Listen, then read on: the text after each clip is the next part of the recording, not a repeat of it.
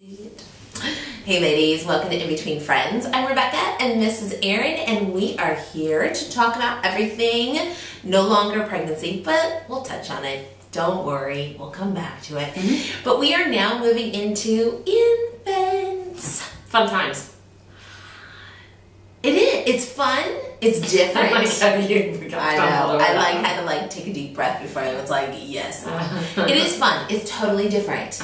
Totally different. So what we're doing is we are looking back at some of our previous vlogs and saying, okay, now that we kind of put it out there, what does it actually look like for Erin? What does it look like in reality? Maybe what we posted 3 months ago was like now myth. So just know that we're posting responses from ourselves. So anyways, today we're going to talk about breastfeeding. As you know, previously, Erin really wanted to breastfeed. It was really an intention of hers to give her boys kind of the best start. As they do say, a breast is best. Whatever. It's all good. Both my kids were both. So what's going on? Are you breastfeeding, first of all? I am pumping.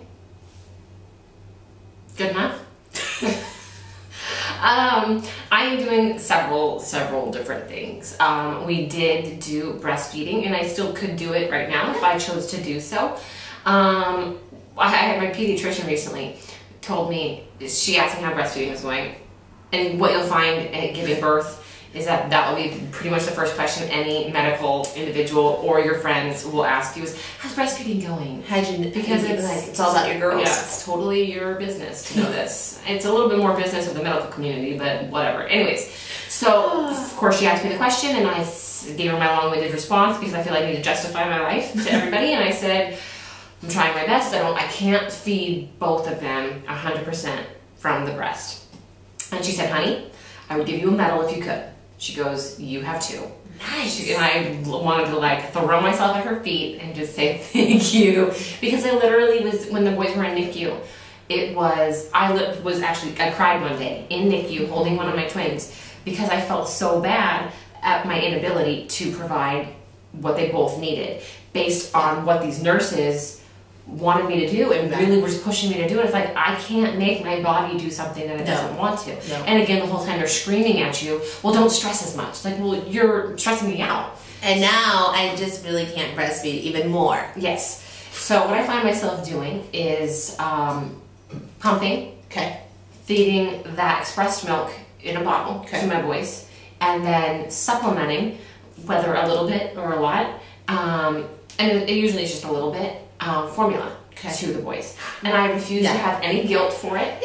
I refuse to look at my situation realistically. Did I say I refuse to look at my situation realistically, or I choose to look at my situation realistically? You can choose and refuse at the same time. Amen. And that's what I choose to do. And I know that they're getting exactly what they need. And I track as much as I can. But that's where I'm at. She's a whole chart, people. It's not like I track as much as I can. She tracks more than any living soul on this earth. I don't besides nurses. This is what I do. I take it seriously. I clock in every morning and I clock out.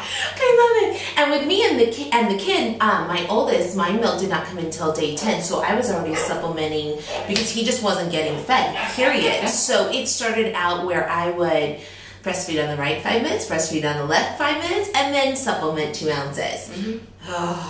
But it was still collectively about 20 minutes that it took to feed. You just don't, you want to have more of a relationship with your children than just, I feed you. You want to be able to look in their pretty eyes and coo and cuddle. And when it's all about the breasts and food, it becomes very utilitarian instead of relational. So totally want to encourage you. I think one of the brilliant things that you've been doing is that express milk goes into one bottle. You feed it first, so they get the breast milk first. And then the second bottle, you feed it, burp them, and then you give them the formula, and then whatever they take out of that second bottle is what they take, and whatever they don't, at least they've gotten the nutrients from the breast first, which I love. So hopefully this helps you in knowing that breastfeeding is a total adventure. Again, we just absolutely say if you have a lactation consultant, your pediatrician, your OBGYN, any nurses in the doctor's offices will be able to give you cues, as well as your labor and delivery nurses. I know that they were super helpful in the hospital. A lot of herbs you can take.